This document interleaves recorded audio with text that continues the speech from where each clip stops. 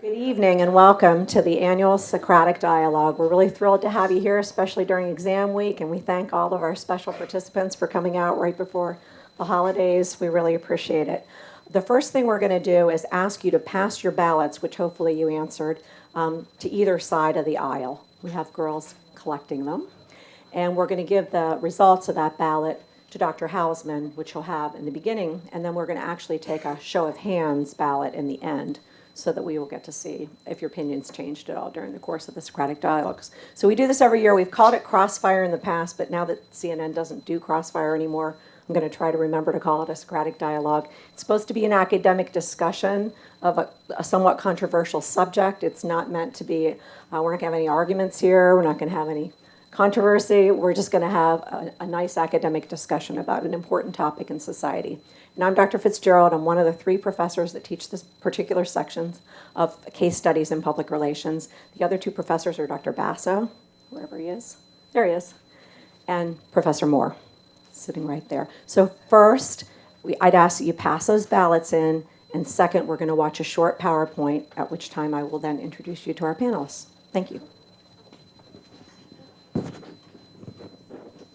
Just joining us, 2 young men apparently dressed in long black trench coats opened fire. There is a good possibility that hostages are involved. He's now unmasking the gunman behind a deadly rampage at an Oregon community college. We are following some breaking news on the campus of Virginia Tech, where 2 people have been shot and killed.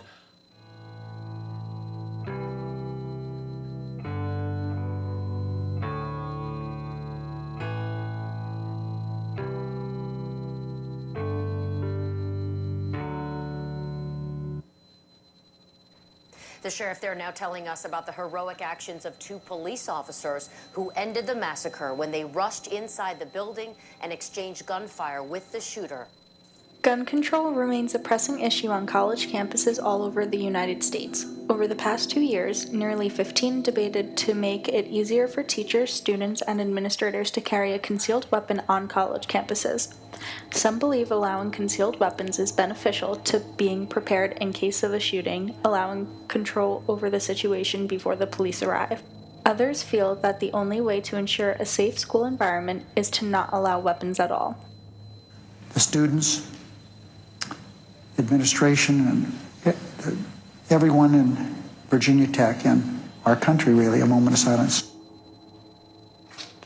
There has been a total of 52 school shootings so far this year, 21 of them occurring on college campuses. Schools in New Jersey prohibit concealed guns on campus, but our neighboring states of Pennsylvania allow schools to decide their weapon policy. Schools like Virginia Tech and more recently a community college in Oregon experienced tragedy when an active shooter arrived on campus. For some, creating stronger gun regulations is the answer, and to others, allowing concealed weapons on campus is beneficial. Who do you side with?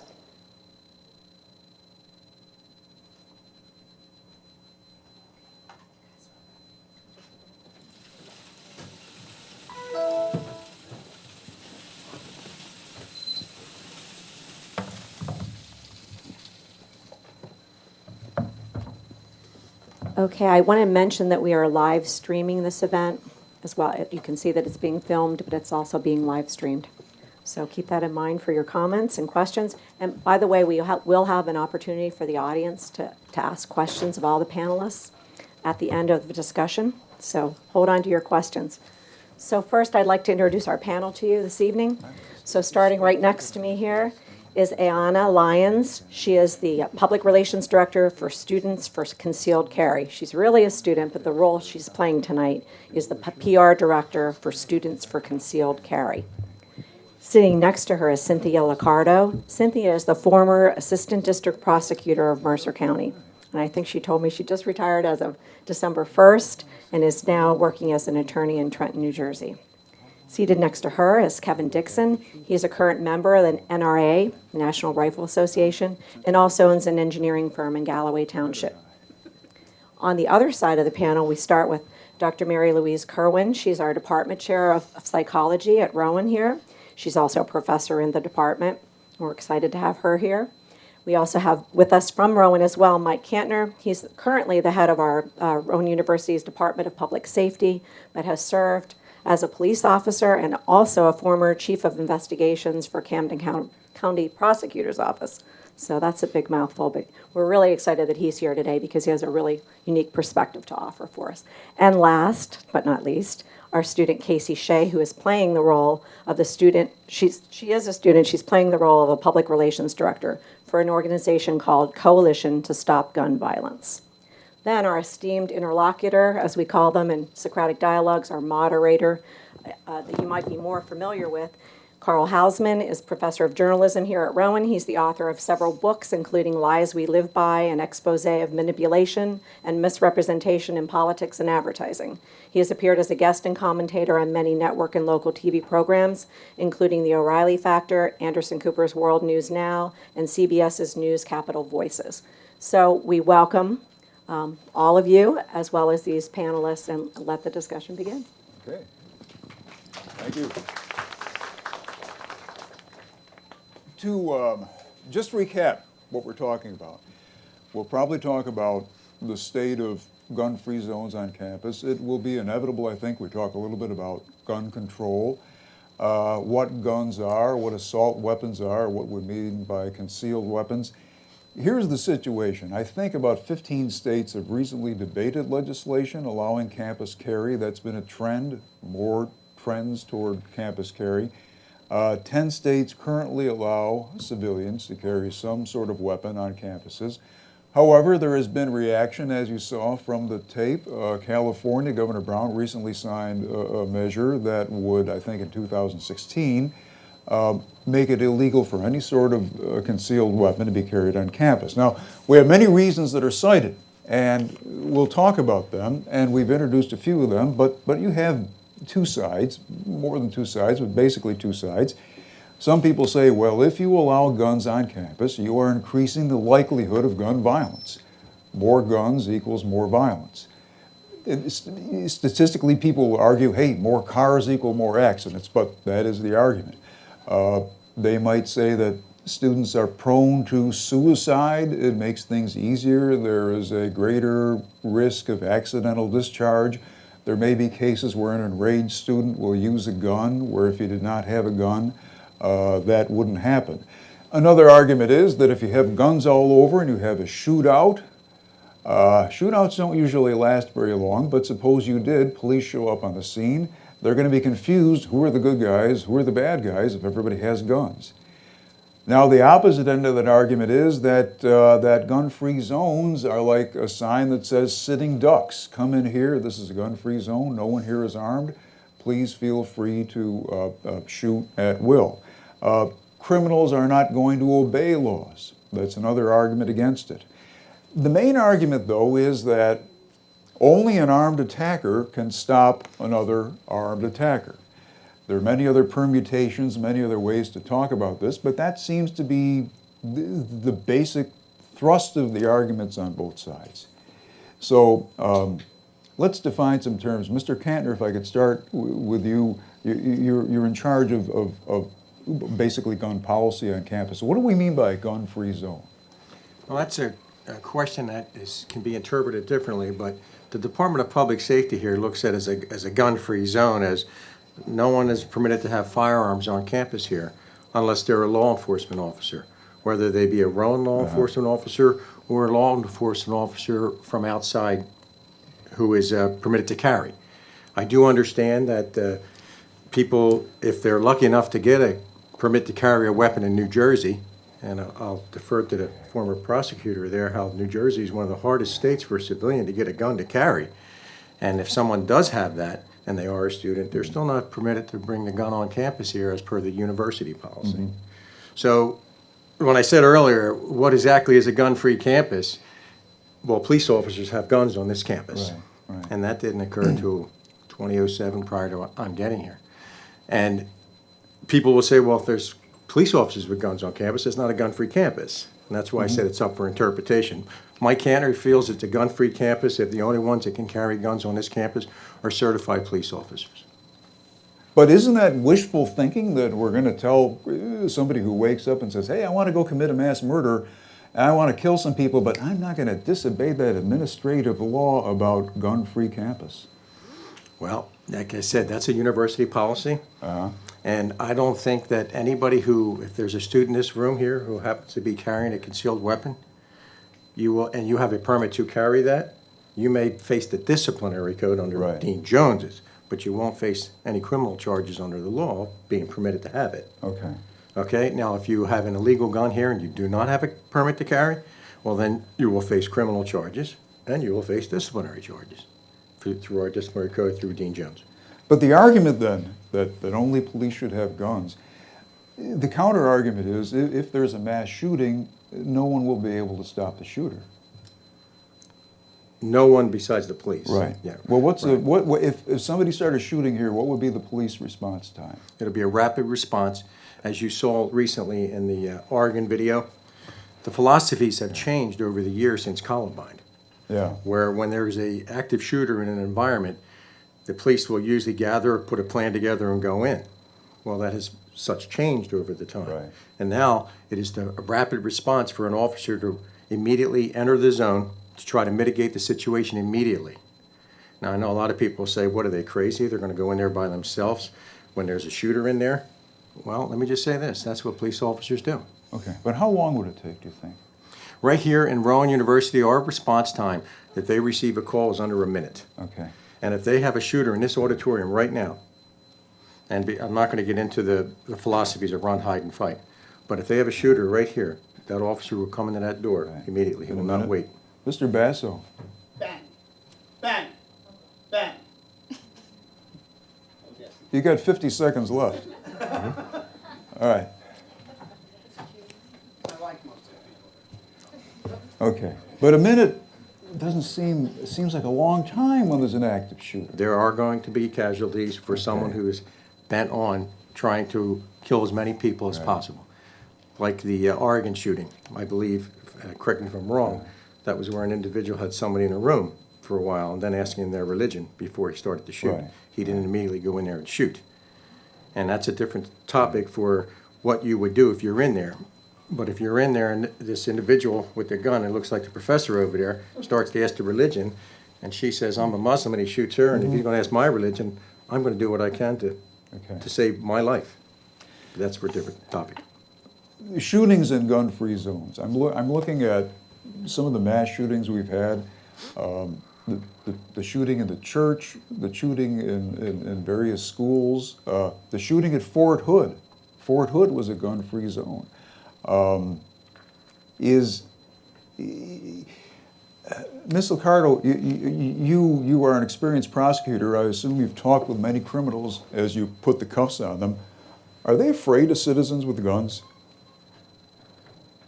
I definitely think that there are individuals out there who are committing crimes that would think again if they felt that more people were armed, absolutely. But when we talk about a campus being a gun-free zone, I mean, I think there are a couple levels, and I agree with Mr. Kantner that, you know, clearly I think all universities should have a law enforcement police presence with firearms. And there are plenty of universities out there nationwide that don't even have that. They just have security.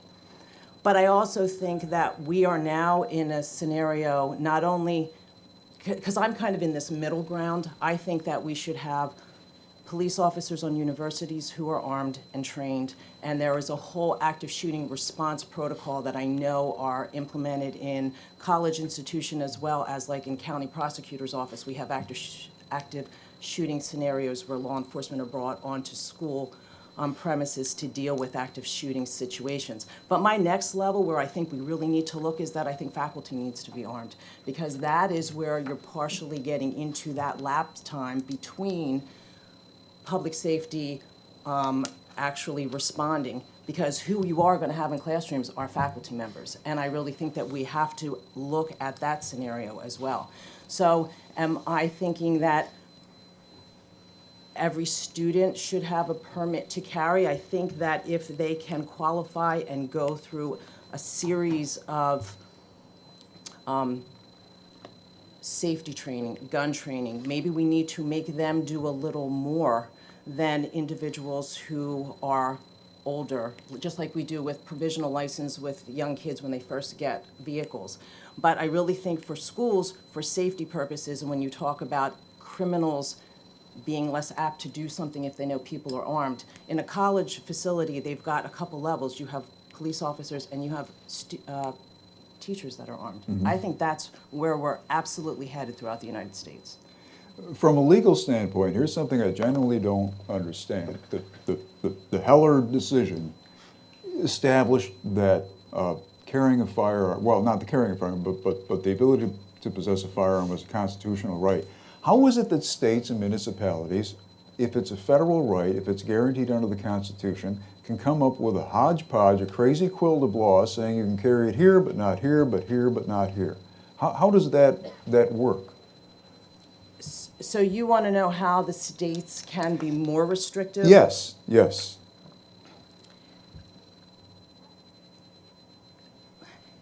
Are we talking about the right to carry when we're talking Second Amendment, such as the NRA feels that everybody has a constitutional right to carry and bear arms? Right, that's what I'm But getting at. it's governed Yeah. by the state as to the ability. For example, New Jersey is probably the hardest state to get a permit to carry. You have to show justifiable need. There is a very small percentage of individuals who are non-law enforcement that can qualify under that statute to carry. Whereas if you go to Texas and on a Friday night in a bar, everyone is armed.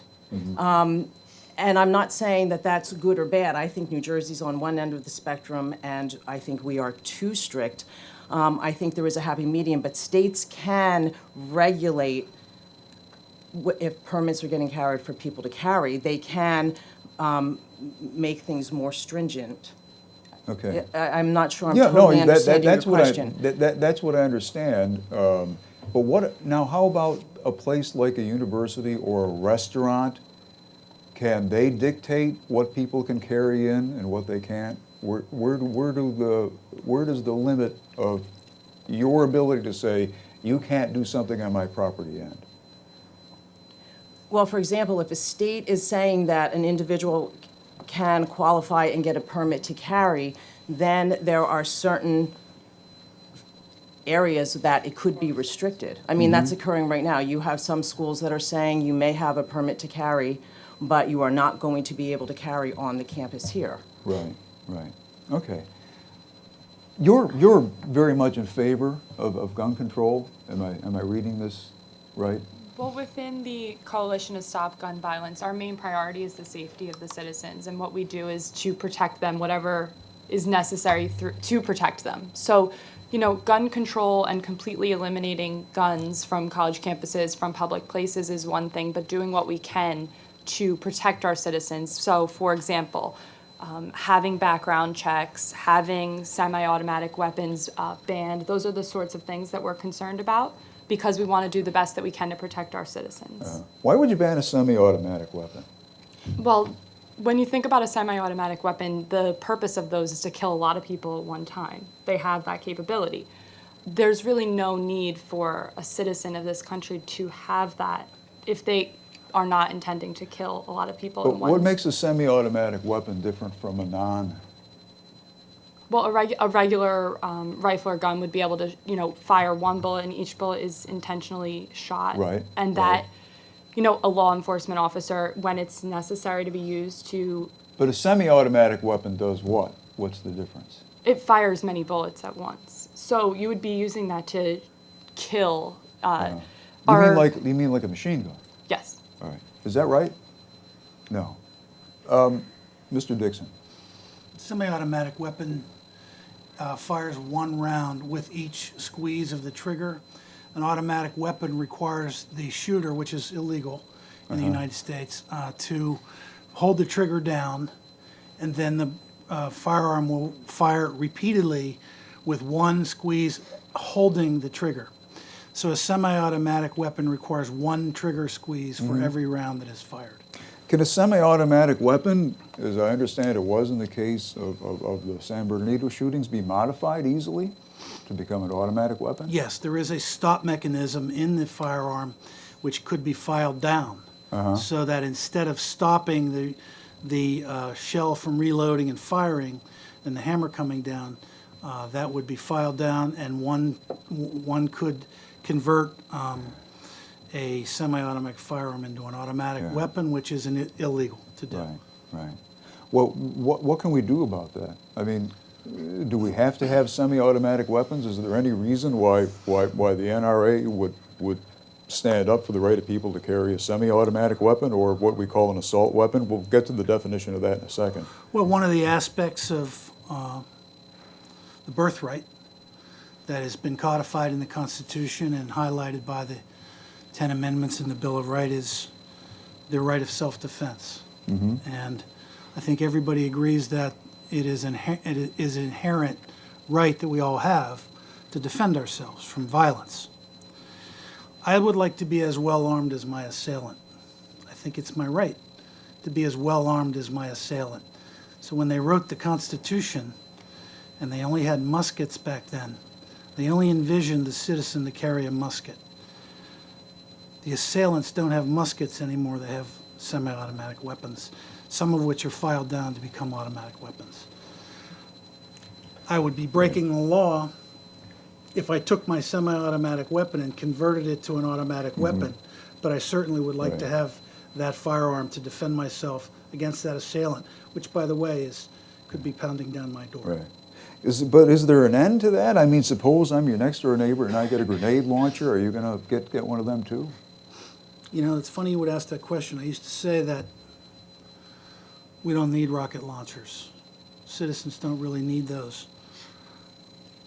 But this effort in the Middle East dumped billions of dollars of military hardware in the middle of the desert for the enemy to find, and they have it now.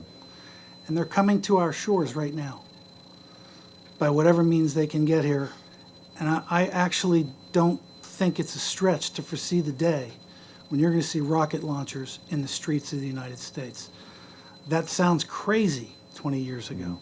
It doesn't sound so crazy anymore today when we look at the spread of ISIL and ISIS terrorism around the world today and the shores that it's reaching.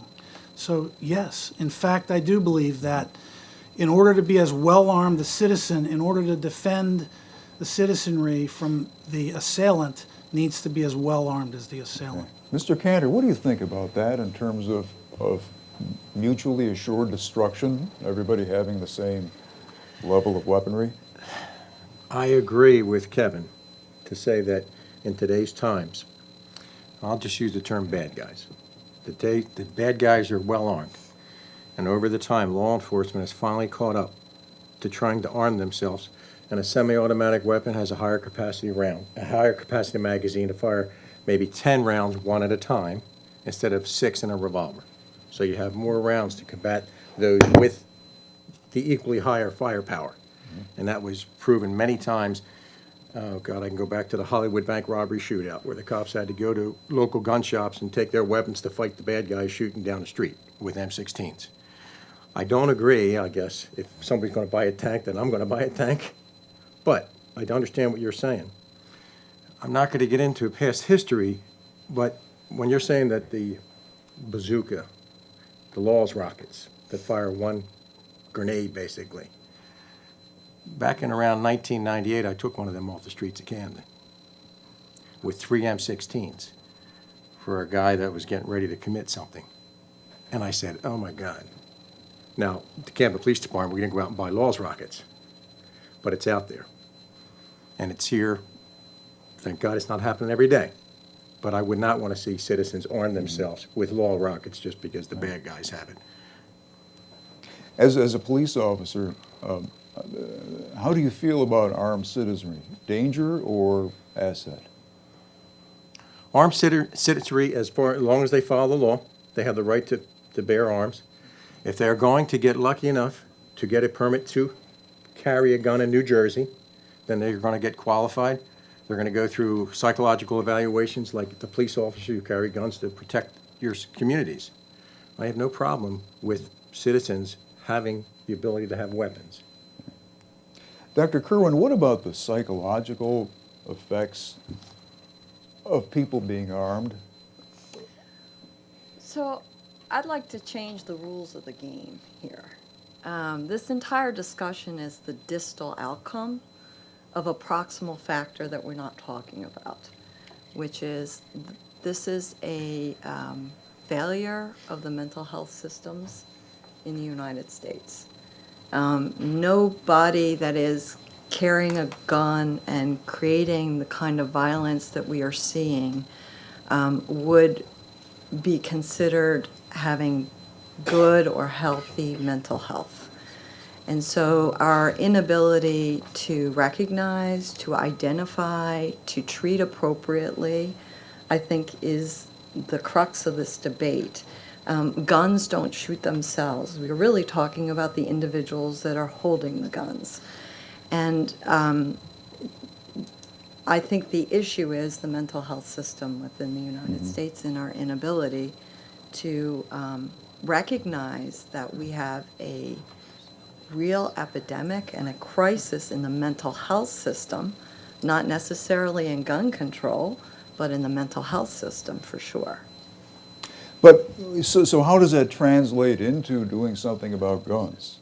More extensive background checks, more, from the standpoint of a psychologist, what? Well, I would try to stem the waters much further up the river, right? So if we were better at teaching parents how to identify mental health issues in their children, if there was less stigma and more access to high quality mental health care that is paid for by insurance companies and governments, such that by the time they're adolescents, they are in better shape, or parents are identified, schools, etc., then what goes into someone's hand doesn't necessarily result in what we're seeing now. So if it were up to me, I'd try and stem it further up the river.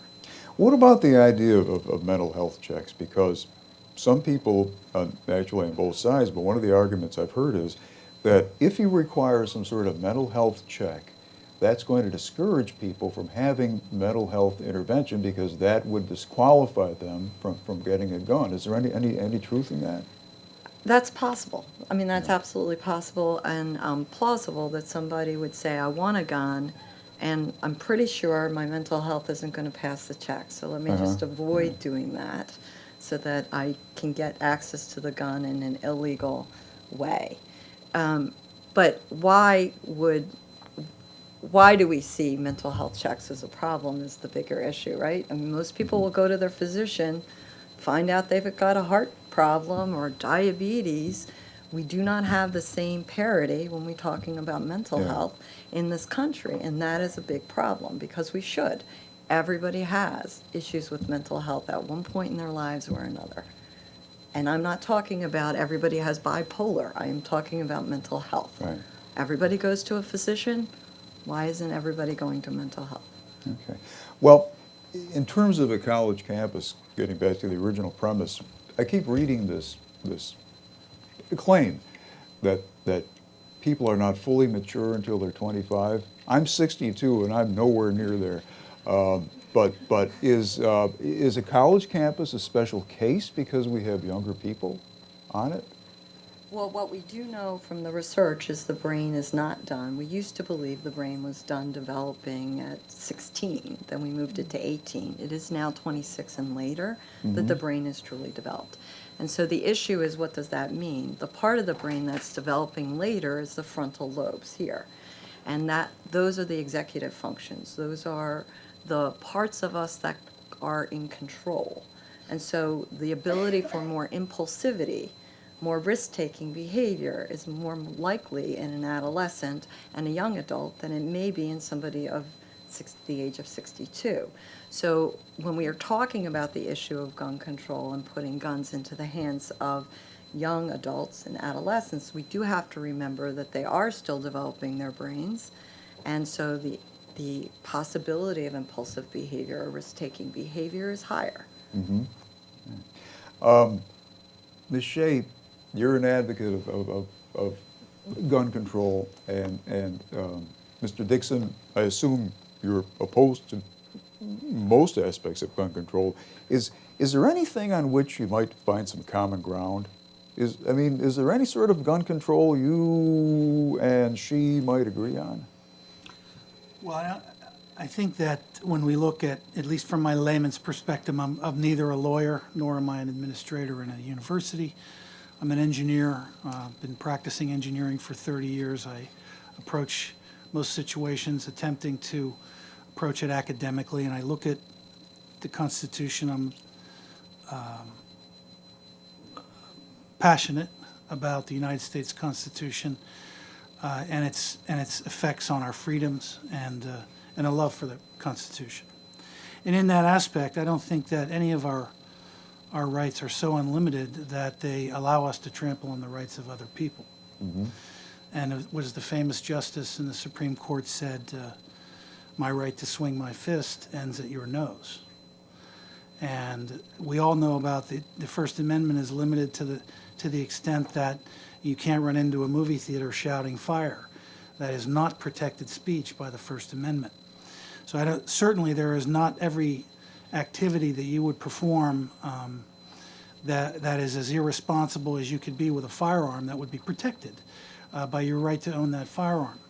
In that sense, I think it's common sense that training, and states do have certain rights to regulate the use of firearms to some extent, that training would be a very important aspect of anyone who chooses to take, who has the courage to take the personal responsibility, to be a person who's willing to face the danger on a college campus, which requires a tremendous amount of fortitude and commitment for somebody to take on that responsibility. It is a grave responsibility.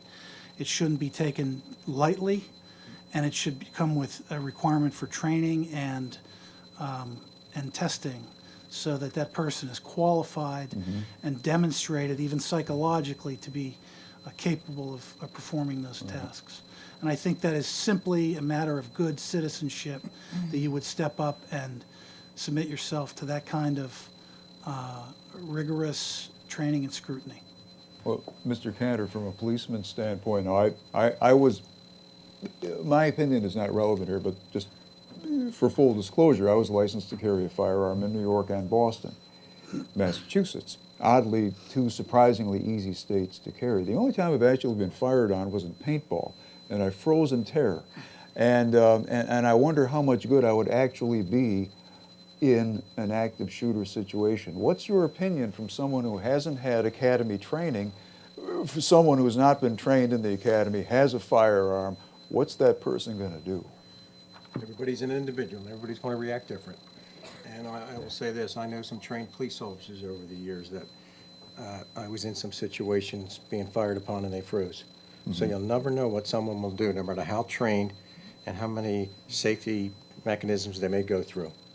But I will say this, it is totally different when you are faced with an armed adversary and you're being armed and being able to react quickly, swiftly, and use that to save your life or the life of another. And that is a profound responsibility.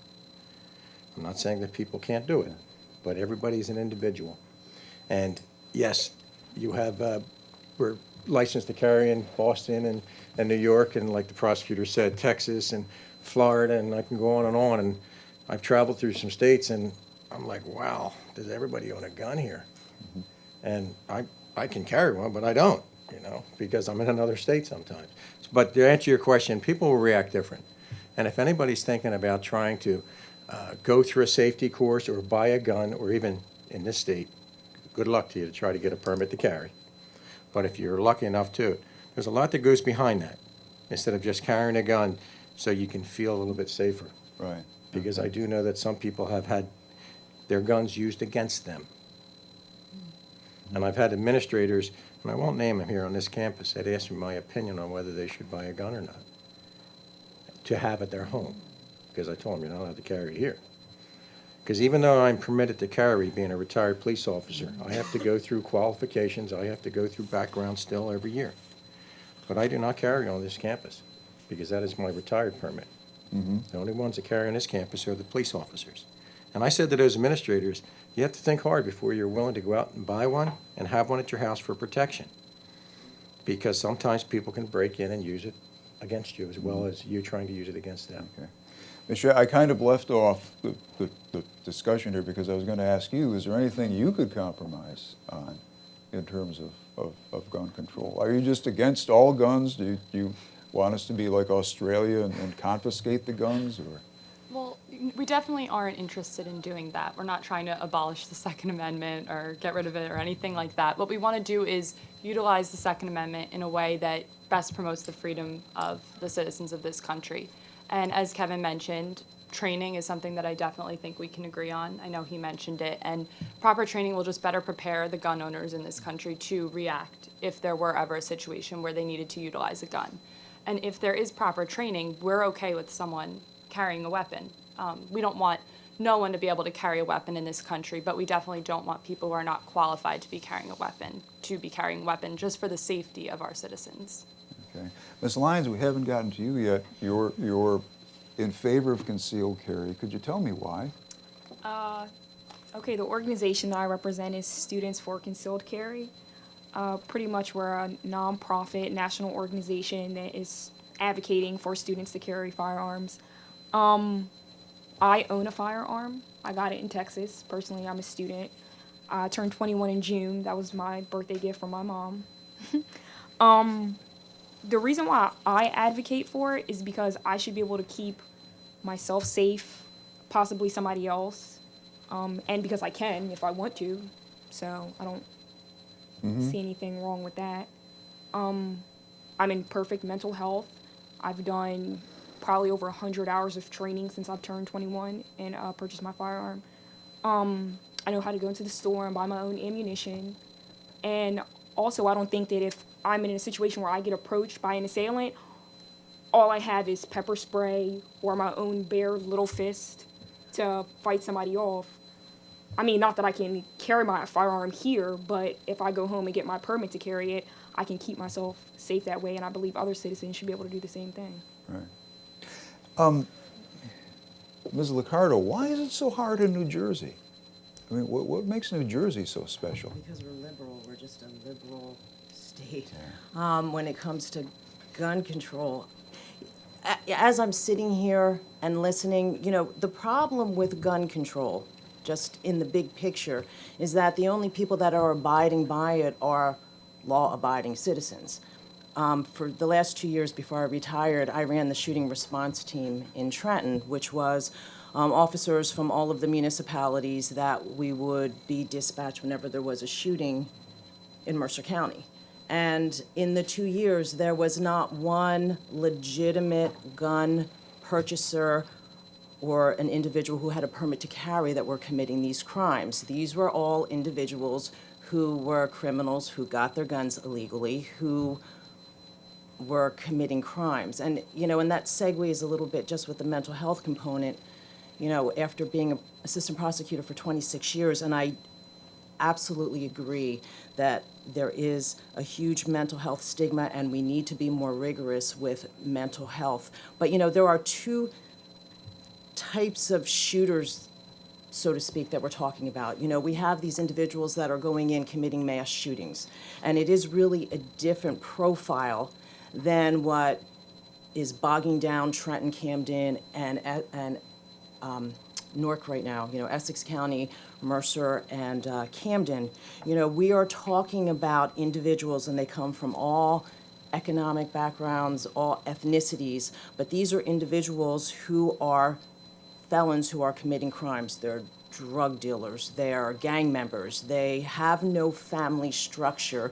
There are a whole lot of systems that are failing, and so based on all of that, these are individuals who are going out and committing crimes. So any type of gun control you want to put out there are not affecting the majority of individuals who are committing gun-related offenses. And I think what both sides can agree on is that the one thing that is failing, and especially failing in New Jersey right now, is our criminal justice system. I have individuals that I was prosecuting prior to leaving, where individuals had 2 active shooting incidents, got caught with firearms, were able to post bail, get out, and continue again. We don't have stringent enough laws. The criminal system is overwhelmed, and part of what's happening is that we now are taking these global pleas and not looking at really what we should be doing. And some of these individuals need to be prosecuted and locked up for greater periods of time instead of negotiating everything in plea bargains and cutting deals. So the gun control issue, there's always going to be two sides, but all sides are going to agree. Whether you're a legitimate gun owner, if you use your firearm for an unlawful purpose, you're going to be prosecuted. If you are an individual that never had a permit to carry, that didn't go through the appropriate steps to own a firearm, but you use that firearm unlawfully, you are up against the same prosecution, and you will be facing the same criminal charges where you're going to be spending a significant period of time in jail. And right now, the criminal justice system is horribly failing in that area. And that's a discussion that could take a long time for another debate. But I think that is where both sides could agree. What, a lot of studies have shown what is more effective is actually the punishment for improper use of weapons. Does anybody know, I'll just toss this out to anybody, some states have very strict gun control, some states have fairly loose gun control. What happens to gun crime in those states? Anybody know anything about that? Are you saying like that states... Correlation. Yeah, is there a correlation? I mean, is there less gun crime if we have stricter gun control? There are studies indicating that, The reverse is true. The stricter the gun control, the higher the crime rate. An example would be, everybody of my age anyway, my age group, remembers when the great basketball player Michael Jordan's father was killed on the side of the Florida highway. And he was unarmed and he was carjacked and killed. And shortly after that, Florida passed legislation allowing concealed carry.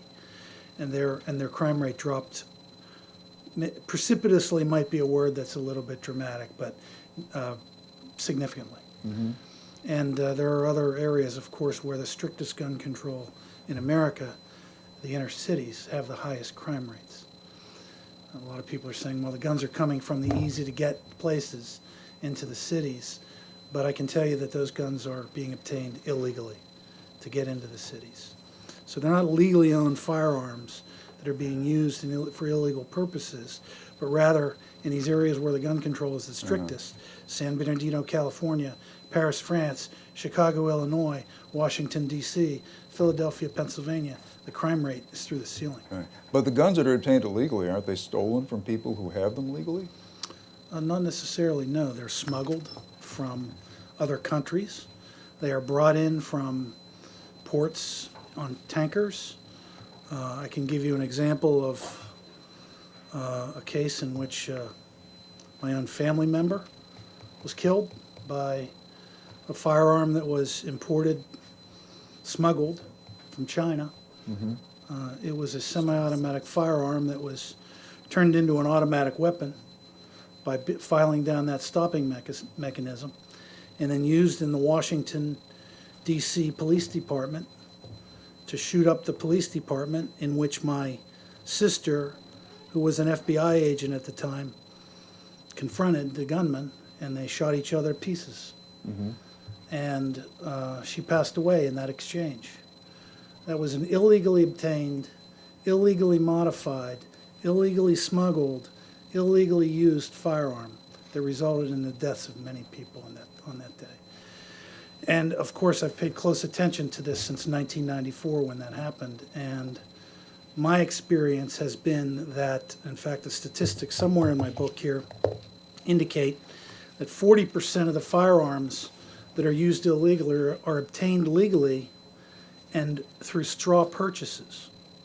So the straw purchase problem exists in this country, where someone who is able to obtain a firearm legally then sells it illegally. I don't know what to do about that problem. That's a problem.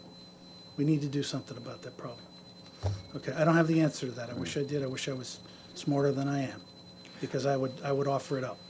Well, Mr. Kantner, from the police perspective, I know you can't speak for all police or generalize about police in general, but you say we have the NRA. and we have the police. How do police feel about the NRA? Do the police look at them as friends or enemies, I think they look at the NRA as friends. I want to say 99.9% of the cops probably are NRA members. They're supportive of the right to have firearms as long as you follow the law. You legally obtain it. Like Kevin just mentioned, I was thinking in my mind, straw purchases were a big thing here. And I just recently saw where within the last 5 years, they're starting to prosecute some of these people going down to Virginia, picking up 10, 12 weapons, and then come up here and sell them on the city streets. But the majority of police officers, I would say, are friends of the NRA, or anybody who's really for following the law. Yeah. The other question I would ask from a police officer is, have you seen in your career any cases of armed citizens disrupting a crime and progress? I just have to preface this by saying we can't count things that don't happen. That's why these areas are so squishy, because I know that there have been studies that say, well, there are very few cases where an armed citizen disrupts a crime or a mass shooting, but on the other hand, you can't argue one that didn't happen because there's someone there with a gun. So what's your gut feeling on that? Knowing we can't count things that don't happen, what do you think, based on your experience? In my prior life, I was investigated many of homicides, and I investigated at least 20 that I can recall of store owners that illegally had firearms in their store. They weren't permitted to carry it on the street, that used deadly force to stop being robbed. And it kind of sends a little bit of a message from the bad guy. Especially, I can mention one bar in the city of Camden. The guy he had 3 people that tried to rob him over a period of a year and killed all 3 of them. And then he didn't have a robbery there for quite some time. So it kind of sent a message out, don't rob the State Street Bar, go down to Mancini's place. But I don't mean to jest. But I think it does send a message, and I've seen it happen. And I've seen citizens who had weapons in their home defend themselves. I can never recall anyone that actually intervened on the streets of Camden. Because the majority of the people that had them, like the prosecutor said, they're the bad guy. I have 6 of them right here documented, Dr. Hausman, since August in the United States. One's in Fayetteville, Arkansas, Fort Myers, Florida, Nashville, Tennessee, Chicago, Illinois, Hartford, Connecticut, and Ontario, California. In each of these cases, the citizen was armed, confronted by an armed gunman, and overtook the gunman, either killing him or holding him for police or chasing him away. Well, given that, how come you still oppose students being able to carry on campus? I don't feel anybody should carry a gun on campus here, including faculty, besides police officers on campus. I think police officers are the only ones that should be armed on campus. It's my personal opinion. Students, I would say this. You're young adults, you're mature, but that, like I said earlier, that's a profound responsibility. And to add that on to your development into your adult lifehood, I don't know if you would really want to take that on. But this policy of this university right now, and it could change in the future. And you know how things change in the future? When things happen a lot, and their changes are made. Just like it's usually reactive, it's not proactive. And that could happen in this campus, that someday Dr. Hushman may say, hey, you know what, I'm open to having guns on campus. Maybe staff, faculty, and possibly students. From, again, a psychological perspective, I walk by your office all the time. I was afraid they're going to jump out and use me as like a test case, like the plastic surgeons grab the elephant man. So, but I never stopped in and said hello. But I'm always curious about the roots of violence among young people. We hear a lot about campus violence. I don't know statistically if campus violence is more prevalent than violence in other environments, but is it a different thing among young people? Is there a different dynamic on a campus? I think it's possible that it's different. I think the roots might be exactly the same. We are raising, with all due respect to all the young people that are in front of us, and maybe you can resonate with this, there are a lot of people who are not learning coping skills. They're not learning that when someone says no to them, or if something happens that's not exactly the way they wanted it, we as a society have been rushing in to make it all better and make it go away. And so we have a lot of individuals who don't know how to cope with their negative feelings. And that is something that's universal. But what happens on a campus is the intense pressure of performing, not just academically, but socially and in relationships. Without the kind of supports that rush in and help you and make it all better, that can highlight and make things a little bit different on a campus setting. Couple more things, and then maybe we'll go down the line and get some final thoughts, but I never really finished up the question about mental health checks.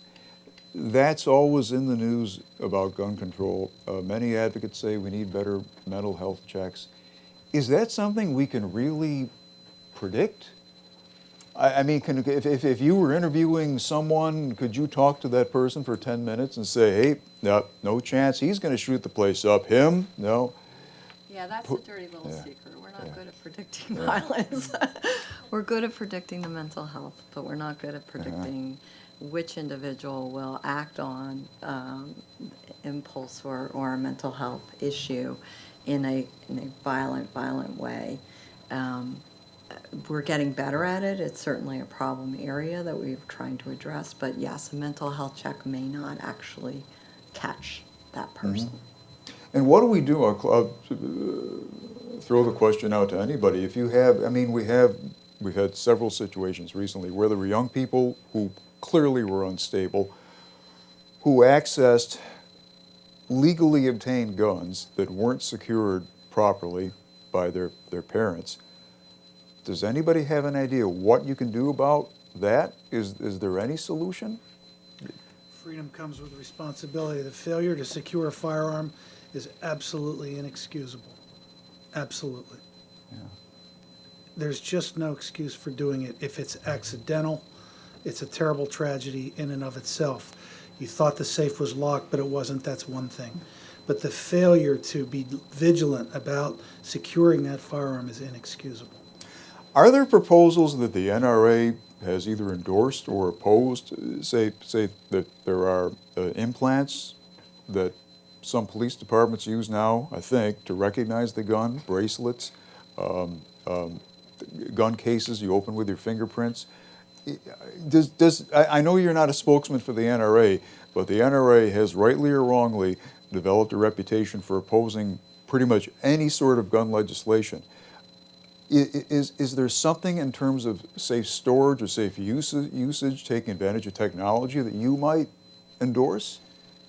My exposure to those elements, that technology, is relatively limited. But I have paid somewhat attention to it, mainly because my understanding is that it is still really in its infancy stage of development. The technology is prone to failure. It is also prone to creating limitations that, for instance, I'll give you a for instance. I'm the husband. The thumbprint technology is on my nightstand. The intruder comes in and kills me. My wife can't use my firearm to defend herself because my thumbprint's on it. So what happens? She dies too. But you can't use it against you either, which could be an advantage. That conversation was had earlier today about something else. Yeah. Let me make a note of that.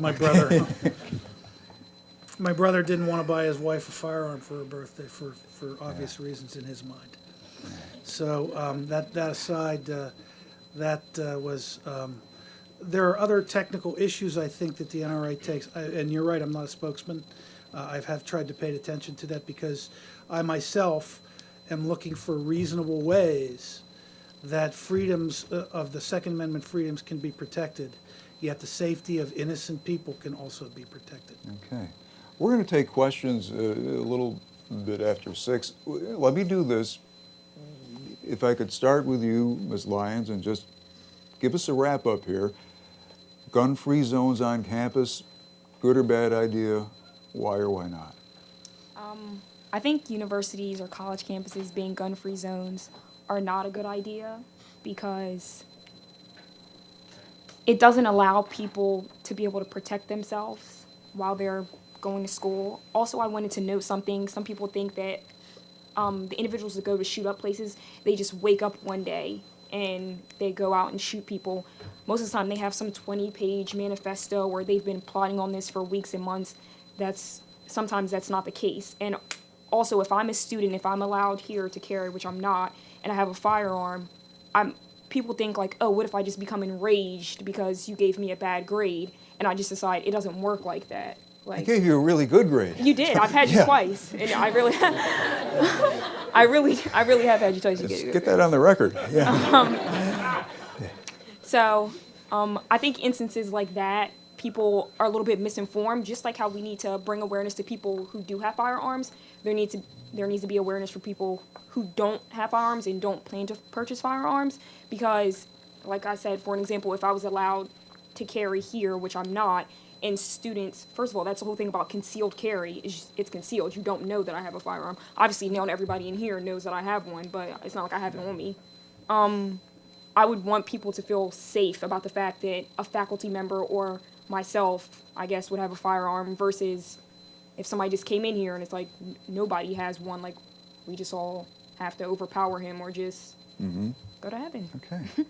Ms. Liccardo, what do you think? I think it's a bad idea to have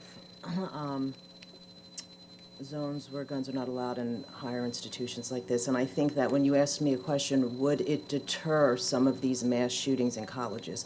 If shooters, and again, it's a different type of shooter that's coming into a college campus than what I see as an assistant prosecutor. I think it would deter if they know that there is the potential that you have armed police force, you have armed faculty members, and if students have permits to carry, I think it would absolutely deter mass shootings in college scenarios. Mr. Dixon. Gun-free zones are defined in two ways. One is the legal term. Mr. Kantner was defined that legally very eloquently. The other one is the reality, and in the reality, in my opinion, my personal opinion is there's no such thing as a gun-free zone. Because we just don't know who has the guns in this zone. And one way I would use to illustrate that is just to simply say that on a college campus there are drugs. Where there are drugs, there are guns. Drug dealers notoriously connected with gunfire and firearms. They're afraid of being robbed, and they have rivals. And so where there's drugs, there's guns. So there's no such thing as a gun-free zone. However, I know that I was very immature in college. I remember I didn't touch a gun until I was in my late 20s. It's an awesome responsibility, Mr. Kantner. I couldn't agree more with that. It is a tremendous responsibility to take that on, and it should only be done very soberly and very seriously to step up and be the person who is going to protect yourself and others from. But I believe that you should have the right to do that. The right of self-defense is a birthright of American citizenry. Okay, thank you. Dr. Kerwin, what do you think? I think for all the reasons that I've already stated, that for students or even faculty members to carry guns at the university just increases the potential possibility of something that's more impulsive or risk-taking. You're right, when there's drugs, there's guns. And when you're taking drugs and you're carrying a gun, things can happen, and unfortunately we know that on campuses those are problems everywhere. So even without talking about mass shooting, I think in general, I think gun-free zones are a good idea. Mr. Kantner. I'm still of the opinion that the only people that should carry guns on a college campus are trained police officers at this point. I'm open to seeing things change in the future, but at this point, I really feel that, and in Jersey here, and I'll speak Jersey, because you can buy a gun, but you're not allowed to have it to carry. So I still feel that the only one should have it here. I will say, Kevin, I do understand that between drugs, there's always drugs, guns, and money. And because in my former life, I did drug work. Never took drugs. But that was a different environment. And usually, and I will say at this campus here, do we have drugs on this campus? Yeah. Have students been thrown off for it? Yes. in my 5 years here, we have never had a gun on this campus because usually it's recreational use, but that doesn't mean it's not happening. So. And you have the last word, Ms. Shea. So I think that's something everyone here on this panel can agree. That everyone here on this panel can agree to is that this has become definitely a highly politicized issue, and people have really retreated to their own camps. I think that's something that's really important that we need to do is stop, claiming our territory, marking our turf. And what we need to do is agree on the one thing that I think we can all agree on at this table is that why we care about this issue is the freedoms and the safety of the citizens of this country.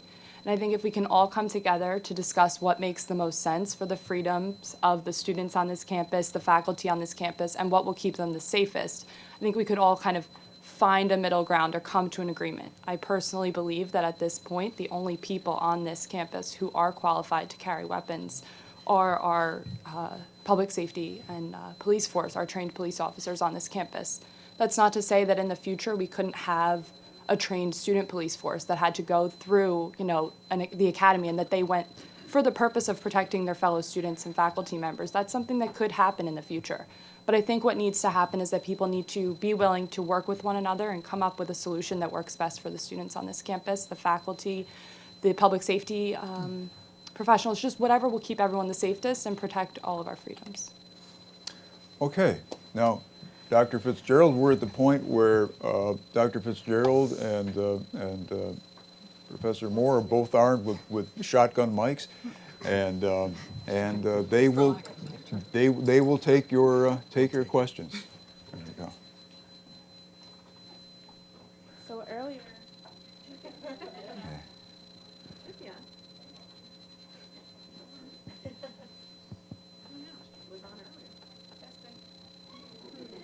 Hello, I was. So earlier you were talking about store owners and, like bar owners and stuff like that having like robberies or something like that happening to their store. If they fire or, fire back at the attacker with an illegal weapon, do they get prosecuted for that, for having the weapon?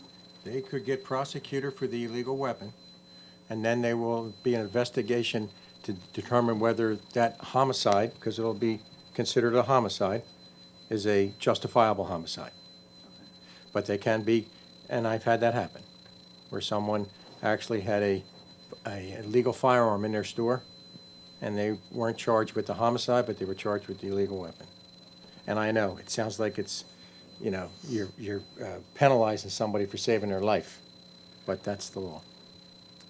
So obviously Dr. Kerwin was talking about mental health earlier. My question, I guess, for this half of the panel is on in a university campus where we cannot and do not and should not discriminate against students with mental health issues, in freshman dorms where 80% of the kids living in the dorms have 2 other roommates. So 3 people in one room. If one of them has a gun, what's to stop another who may have a mental health issue from taking that gun and using it? Freshmen are never going to be allowed to have guns. You need to be 21 years old to have a permit to purchase a firearm and to have a permit to carry. I don't mean to, I believe, because I was thinking this earlier, don't you have to be 18 to be able to have a rifle permit? 18 for rifles and shotguns. Handguns is 21. Okay, because I do know this, that I worked with a fellow in the police department years ago that we had to buy his ammunition because he wasn't old enough to buy the ammo because he was only 20, because you had to be 21 to buy the ammo too. So I'll defer it to the prosecutor. No, so most freshmen are not going to be of age for handgun purchase. That's all my But only it could be point obtained back. illegally. Like the gun could be, because that's what I was thinking. Once he said freshman, I'm like, okay, this person did not obtain this gun legally.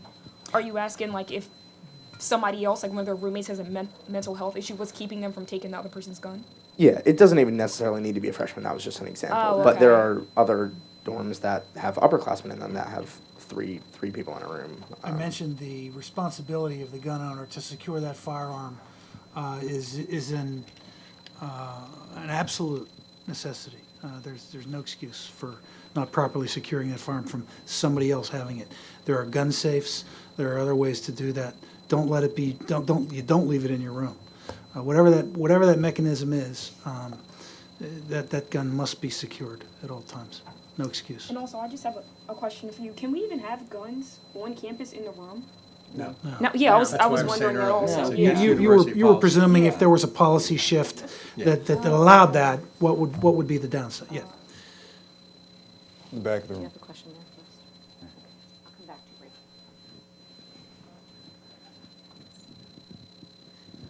Hi, how are you? I am one of the lucky civilians that has a permit to carry, but obviously I'm not wearing it today. The gentleman over there stood up and went bang, bang. I was thinking about where I was going to double tap him. if Are I you a wasn't. former judge? No, sir. Just kidding. No, sir. But here's my question, and it's actually geared towards you.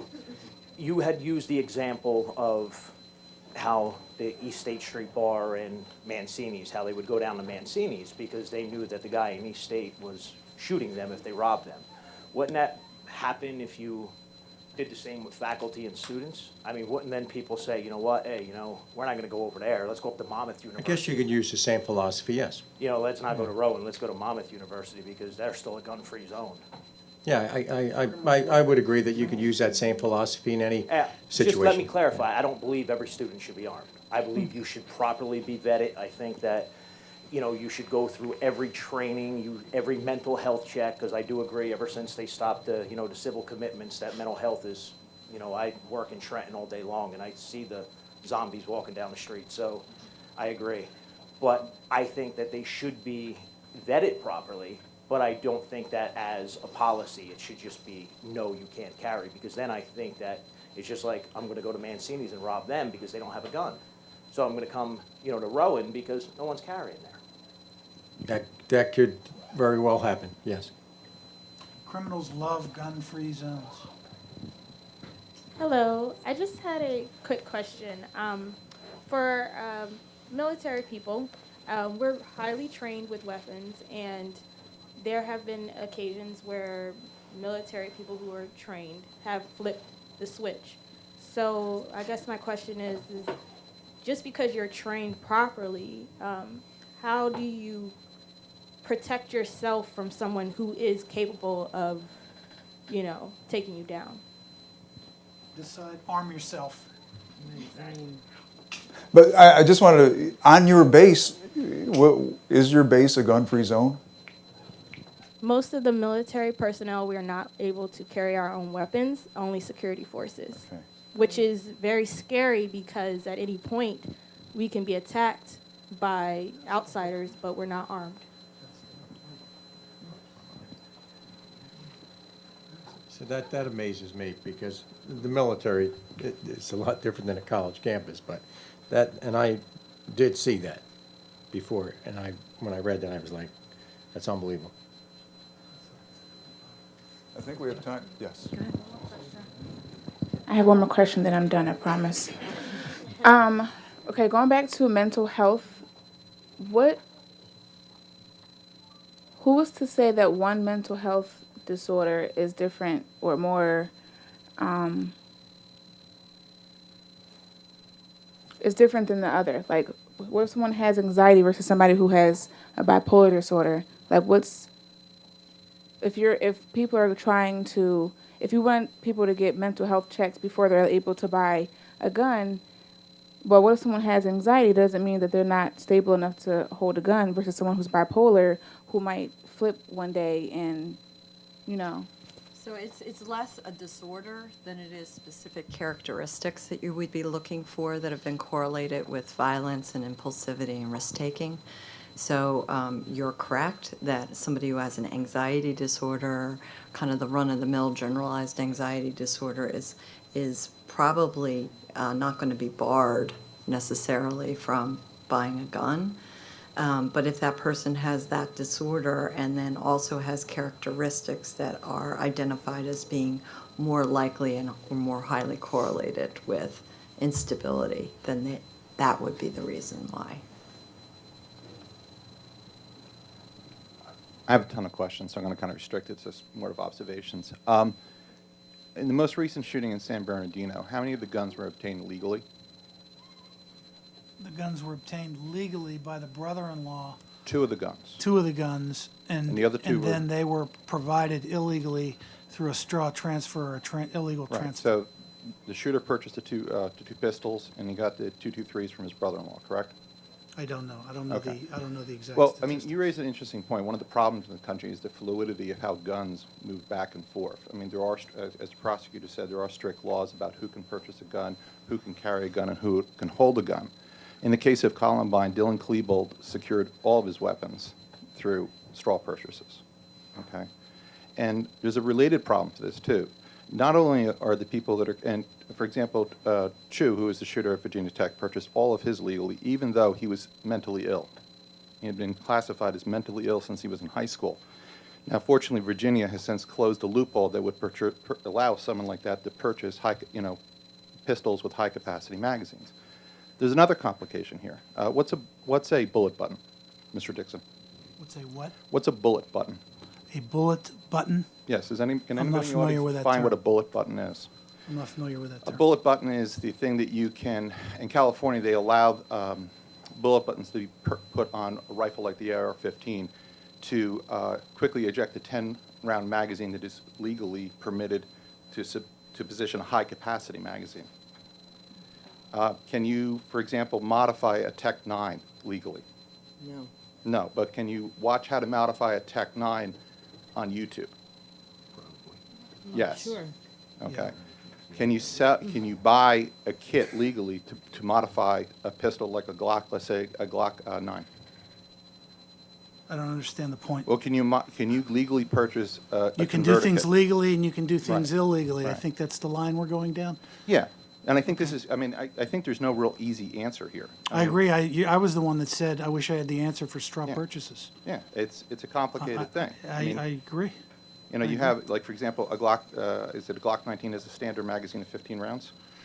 I'm not sure of the model. And the highest capacity number is of 33 rounds, right? 15 rounds. There are 30-round magazines. Would you say that most people on the panel, would you say that most mass shooters are using high-capacity magazines? I don't know the statistics on the magazines. Okay. But do you see where I'm going with this? No. I mean, No, actually, I don't. well, what I'm trying to say here is that, for example, the argument that the Constitution, to say that the Constitution is a static document that we're going to maintain and preserve one amendment and say that, that's a sacred right. Well, then half the people in this room wouldn't be allowed to vote, and some of you would be property. Okay? I think the Constitution has to be revisited on this issue. I mean, Start a convention, sir. Mhm. Start a convention and have at it, because the Constitution is what it is today, and right now that is a birthright that is not in the Constitution. The Constitution just codifies that birthright, and the Bill of Rights merely highlights those rights right out of the Constitution for us. But So if it needs to be changed, it will be changed. Okay. Again, I don't really have a question. This is a series of observations. I think this is so complicated. I mean, I'm a high school administrator. And when I started my job years ago, I didn't have to do active shooter drills. I didn't have to do lockdowns. I didn't have to do all those things. I didn't have to learn how to take someone down in a passive restraint training. It's just a different world that we're living in. But, schools are fundamentally supposed to be safe places. Would you agree? Absolutely. Okay. And what's the first mission of any school? Safety and welfare. Safety. It's really not education. That's the first thing I tell my teacher. Take care of your children. I think we have to find, as Ms. Shea, who happens to be my daughter, okay, says that there has to be ways that we have to come together, find some common ground to ensure safety. I believe right now the University of Texas is debating this issue about a gun zone. I mean, Texas, come on, everybody carries in Texas. So again, no real question here, just a lot of observations. Thank you. But wait, one thing. You're an administrator? Yeah, high school. Would you carry a gun? No. Why? Number one, we've had discussions about this, just privately among the other administrators. Number one, I don't feel comfortable personally with a firearm. Not that I don't trust myself. I've never been comfortable around them. That's just who I am. I have concerns about firearms in general. Like I remember when my children were young, I sometimes would ask parents, is there a gun in the house? And some parents would be offended by that question. And I'd say, well, is there a gun in the house? And then where is the gun? Is it locked up in a gun safe, as you pointed out, Mr. Dixon? And if they said, no, it's not locked up, I said, guess what? They're not coming over your house. Plain and simple. Absolutely. Do you have an armed I agree. personnel in your school? No, we don't. Would you want one? No. You don't Why? have school resource officers? We have daily patrols by the local police, and we have a retired police officer who does not carry, who's in the building for the duration of the school day. How are you going to stop a shooter, sir? When he walks in that door and starts shooting, he can kill people in seconds. We've trained our with a revolver. We've trained our faculty to go through certain lockdown procedures. We went through the federal training program down in Maryland. It was not an easy training program. And one of the first things they told us, after we spent an entire week down there learning how to do things, that the plan 9 times out of 10 is going to go out the window really fast. There's no foolproof plan, sir, and that includes having a weapon in the building. I would But not be. One thing I have seen, though, and the reason I asked about school resource officers, because you're seeing that more and more at high schools, where they're having assignments from local jurisdiction police. Right. They're in the permanent. They're school, permanently positioned where in the you school. never, I mean, our time, we didn't even think of it. You also But have you're some starting to schools see that technically have holding cells in them. So. Can we, I think we have time for 2 more questions. 2 more. Yeah.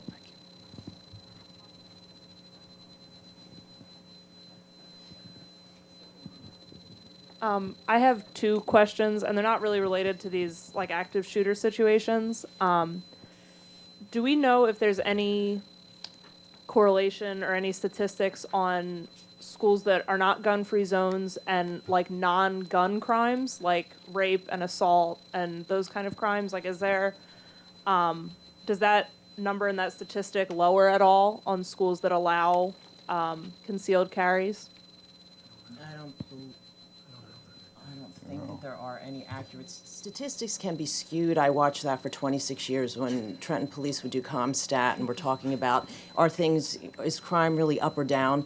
So I mean, I think part of the problem with that type of analysis, when you're dealing with different types of crimes and guns, I don't really believe that there are any accurate statistics that exist. I just think that it's so easy to skew statistics. Well, then can I ask, like, opinion-wise, what effect you guys think it would have if you made a school not a gun-free zone, what effect it would have on other, like, crime situations among students? Do you think it would deter students from attacking other students without guns? Casually speaking, there's a saying that an armed society is a polite society. I happen to agree with this gentleman. It's much more complicated than that. I happen to agree with Mr. Kantner. On a college campus, it's far more complicated than that, with varying degrees of maturity levels throughout the campus, and it's not that easy to do, really. It's really, I mean, each individual, as I take it as a matter of personal responsibility, more so than a statistical look at, what would happen. We tried our best to educate our population and orientation and throughout on sexual awareness, good decision-making, and that's hard enough. I mean, and guns, like I said before, and I'm going to stick to it, that's like the ultimate responsibility that you can take on, one of them at least, in my opinion. So this is it. No pressure, but you're the last question of the night. Yes, sir, thank you. Just to share a thought from my observations, we all should just keep in mind that quite possibly if a tragedy was to occur, one young student studying to be a doctor could end up saving quite more lives that day if he was armed than his entire career. Okay, here's where we are. Now, I've got the poll results. I just want to make sure I'm interpreting this question. I didn't see what was the question? The question is, should universities be gun-free zones? And Okay, the initial poll is no, 43%. Right. Unsure, 18%. Yes, 39%. So All right. let's do it again. Let's do it again. We may have lost a few people, but let me pose the question. We'll just do a show of hands. How many people think that universities should be gun-free zones, yes or no? How many people say yes? And how many people say no? More no's. I think we've gotten a few more no's. How many are unsure? Okay, we've got six fewer. Sorry, Suzanne, the grammar queen is gonna, boy, now I'm glad we have gun control. That's your last year as moderator. Okay. And how many people say yes? Okay. Okay, we already pretty much answered that. So there's only one thing left to do. I'm going to turn it over to Z. You probably want my opinion on gun control. No one should have a gun except me. Thank you very much, ladies and gentlemen. Dr. Fitzgerald. Just to invite you all, thank you very much. This is one of the most articulate panels we've ever had. I can say I've been doing it a long time. And thank you to the audience as well for your astute questions and for your participation. We would like to offer you to come to the green room in room 118, which is right down the hall to my left. We have refreshments for everyone, and we also want to one time again thank our panelists. Thank you very much. Thank you all for coming, and happy holidays.